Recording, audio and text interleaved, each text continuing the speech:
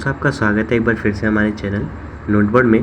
तो दोस्तों आज की इस वीडियो में हम क्लास 12 फिजिक्स का जो सैम्पल पेपर है सेशन 2024 और 25 के लिए वो देखने वाले हैं। तो वीडियो में ज़रूर एंड तक बने रहिएगा। पूरी जो मार्किंग स्कीम होने वाली है मैं आपको बताने वाला हूँ। जो आपके मिड टर्म एग्ज़ाम अभी होने वाले हैं उसका भी जो पेपर पैटर्न है कुछ इसी तरीके का होने वाला है। ठीक है दोस्तों, तो 70 नंबर का आपका फिजिक्स का पेपर होता है थ्योरी का, 30 नंबर बाकी आपके प्रैक्टिकल के होते हैं। तो 70 नंबर का पेपर होता है, 3 घंटे आपको टाइम मिलता है। अब दोस्तों मैं पेपर के बारे में बताता हूँ। ये पेपर का पैटर्न है। टोटल 33 क्वेश्चंस होते हैं, सारे क्वेश्चन कंपलसरी हैं। 5 सेक्शन होते हैं।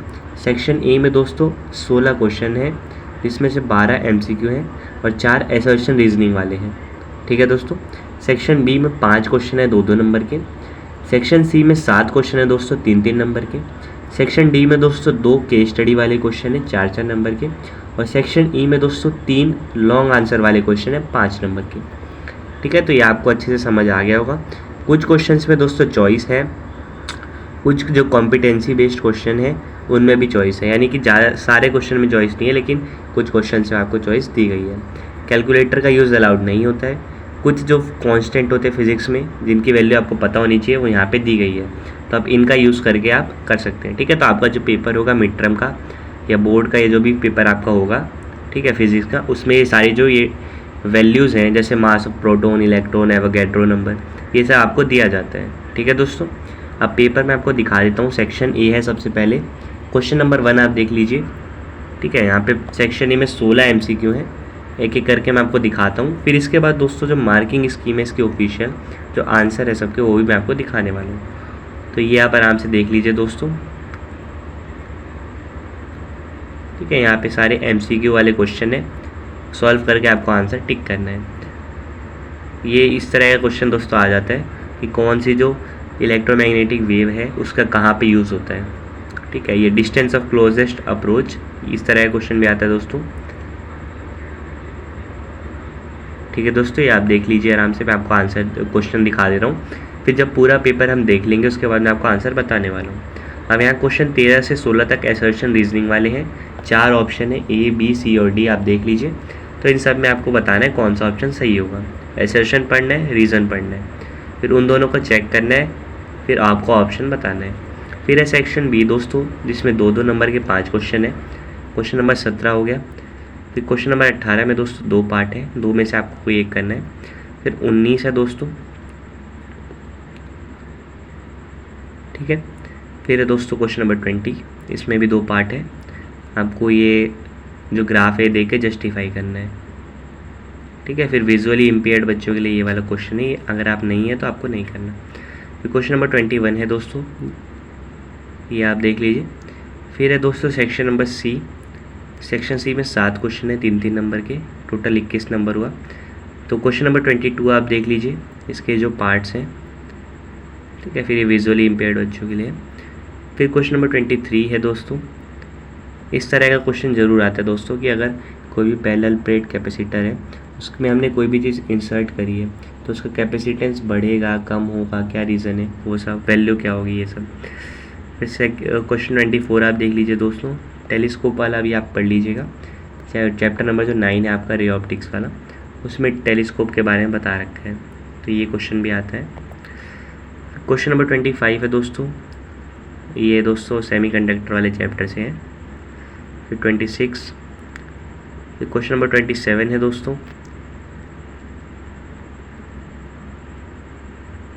फिर क्वेश्चन नंबर 28 है दोस्तों। 1 और 2 में से आपको कोई एक करना है।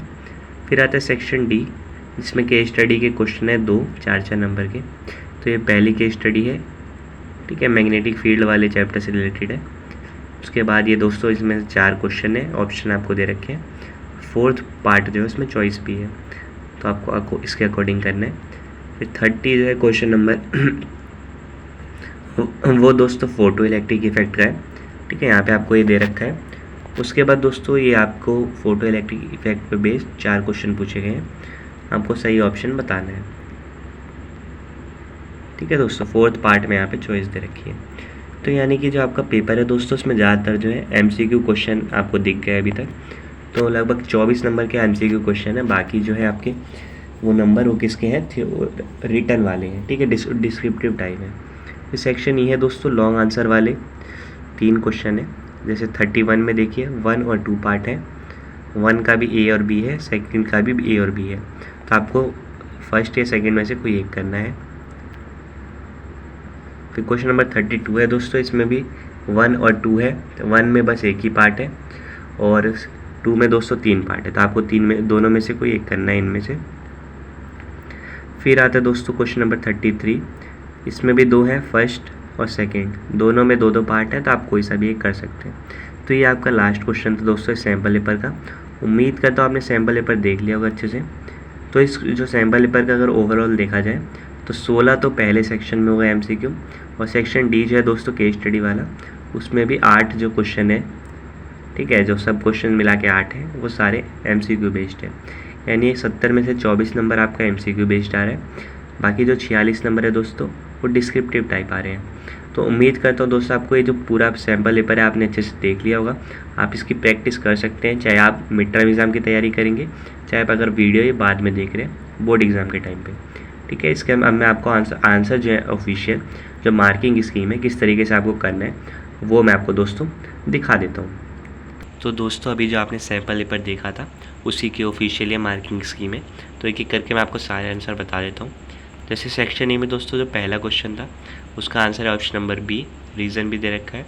सेकंड का भी बी है दोस्तों, थर्ड का सी है, यहाँ पे अच्छे से एक्सप्लेन करा है। फोर्थ का डी है, फिफ्थ का ए है दोस्तों, सिक्स्थ का ऑप्शन नंबर सी है। आप जानते हैं दोस्तों फिज़िक्स में चाहे MCQ हो लेकिन आपको उसको सॉल्व करना पड़ता है, ठीक है। तो दोस्तों एक एक नंबर के जो क्वेश्चन है उनके लिए भी यहाँ पे जो है अच्छे से एक्सप्लेनेशन दी हुई है। आप शॉर्टकट अगर कोई मेथड यूज़ करते हैं तो आप डायरेक्ट भी सॉल्व कर सकते हैं।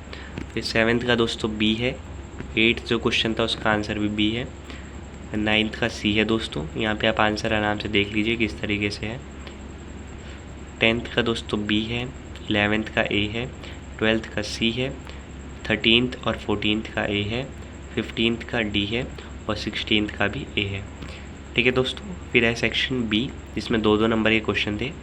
यहाँ पे जैसे आंसर नंबर 17 दे रखा है, तो यहाँ पे आप साइड में देख रहे होंगे हाफ हाफ हाफ और हाफ, यानी 4 बार लिखा है। तो यानी कि यहाँ पर स्टेप वाइज मार्किंग होगी आपकी, तो जितना आप करेंगे उसके अकॉर्डिंग आपको नंबर मिलेंगे। जैसे अगर आपने पहले फॉर्मूला लिखा बस ये जो काइनेटिक एनर्जी का है तो हाफ नंबर मिलेंगे। लैम्डा का अगर आपने यहाँ से फॉर्मूला निकाल लिया तो हाफ नंबर, फिर सॉल्व करने के आपको और पूरे नंबर, अगर आप लास्ट तक कर लेते हैं तो आपको पूरे 2 नंबर मिलेंगे, ठीक है दोस्तों। तो ये मार्किंग स्कीम इस तरीके से है। सारे मैं आपको यहाँ पे आंसर बता दे रहा हूँ। कुछ क्वेश्चन ऐसे थे जिनमें चॉइस थी, आपको 2 में से एक करना था, तो दोनों के यहाँ पे आंसर लिखे गए हैं, ठीक है दोस्तों। तो आप यहाँ देख लीजिए, ये जो VI कैंडिडेट है ये विजुअली इम्पेयर्ड कैंडिडेट्स के लिए है जो देख नहीं सकते। तो जो जिन जिन क्वेश्चन में डायग्राम होता है दोस्तों उनके लिए एक एक्स्ट्रा क्वेश्चन भी मिलता है, ठीक है। तो अगर आप देख पा रहे हैं वीडियो तो आप ये नहीं करेंगे, ठीक है, लेकिन अगर आप प्रैक्टिस करना चाहते हैं तो इसे कर सकते हैं, ठीक है दोस्तों। फिर एक क्वेश्चन नंबर 21 है, 2 पार्ट थे इसके, दोनों के आंसर लिखे हैं। फिर आता है सेक्शन सी दोस्तों, 3-3 नंबर के क्वेश्चन थे इसमें। तो ये जैसे 22 है रेक्टिफायर वाला क्वेश्चन, ये आप देख लीजिए किस तरीके से है, ठीक है दोस्तों।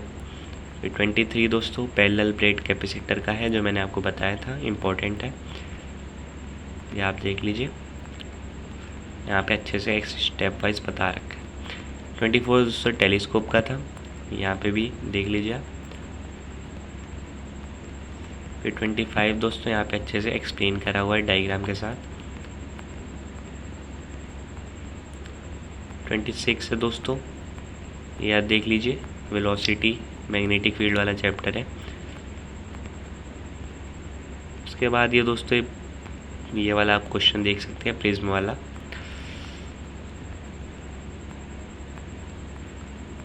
ठीक है दोस्तों। तो आप एक बार ये जो मैंने सैम्पल पेपर आपको पहले दिखाया उसको आप दोस्तों ध्यान से देख लीजिए।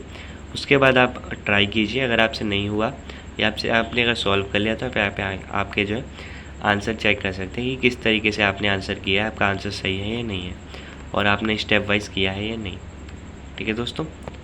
उसके बाद दोस्तों क्वेश्चन नंबर 29 और 30 ये केस स्टडी वाले थे, यहाँ पे आंसर आपको दे रखे हैं सबके। फिर आता है सेक्शन ई दोस्तों, जो लास्ट था, क्वेश्चन नंबर 31 आप यहाँ देख सकते हैं, अच्छे से एक्सप्लेन करा हुआ है। और जो लास्ट सेक्शन है दोस्तों उसमें तीनों क्वेश्चन में चॉइस दी गई थी।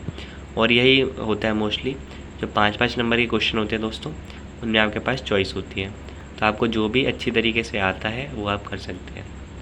ठीक है दोस्तों, यहाँ पे जैसे आप देख सकते हैं अच्छे से एक्सप्लेन करा हुआ है सारा। फिर आता है दोस्तों आंसर नंबर 32, एसी जनरेटर वाला क्वेश्चन था, प्रिंसिपल और कंस्ट्रक्शन। ये भी इंपॉर्टेंट क्वेश्चन है दोस्तों, चाहे एसी जनरेटर हो चाहे मोटर हो, इन दोनों के बारे में आपको पता होना चाहिए। ठीक है दोस्तों, इनका डायग्राम और ये सब पूरा आता है। ट्रांसफार्मर और एसी जनरेटर, हाँ ये दो इंपॉर्टेंट है दोस्तों, तो ये आप देख लीजिए, यहाँ पे अच्छे से एक्सप्लेन करा हुआ है किस तरीके से आपको करना था। फिर क्वेश्चन नंबर 33 है दोस्तों, यहाँ पे वो भी अच्छे से एक्सप्लेन करा हुआ है। दोनों क्वेश्चन जो है, दोनों पार्ट, उन दोनों की दोस्तों यहाँ पे चॉइस दी हुई है। तो ये दोस्तों आपकी पूरी मार्किंग स्कीम थी। उम्मीद करता हूँ आपने अच्छे से मार्किंग स्कीम देख ली होगी, पेपर आपने ट्राई किया होगा दोस्तों सॉल्व करने का। तो ये दोस्तों आपको पूरा मैंने मार्किंग स्कीम दिखा दी। उम्मीद करता हूँ आपका जो सिलेबस है अच्छा चल रहा होगा, आपने कवर कर लिया होगा और आप रिवीजन कर रहे होंगे। तो अगर आपने सिलेबस कंप्लीट कर लिया दोस्तों तो आप इस पेपर को सॉल्व कीजिए। जो जो चैप्टर आपके क्वेश्चन, जो जो चैप्टर दोस्तों मिड टर्म एग्ज़ाम में आ रहे हैं, अगर आप वीडियो अभी देख रहे हैं मिड टर्म एग्ज़ाम से पहले, तो उन चैप्टर से जो जो क्वेश्चन यहाँ पे आए हैं उनको आप सॉल्व करने की प्रैक्टिस कर सकते हैं। ठीक है, लेकिन अगर आप बाद में वीडियो देखेंगे तो आप सारे क्वेश्चन जो है ज़रूर ट्राई कीजिएगा, आंसर चेक कीजिएगा और स्टेप वाइज जो है समझ लीजिएगा किस तरीके से आपकी मार्किंग स्कीम होने वाली है। तो उम्मीद करता हूँ दोस्तों आपको वीडियो पसंद आई होगी, आपने जो है सैम्पल पेपर और आंसर की देख ली होगी। आपसे फिर मिलेंगे दोस्तों नेक्स्ट वीडियो में किसी और सब्जेक्ट के सैम्पल पेपर के साथ। तब तक के लिए bye bye, see you again and thanks for watching.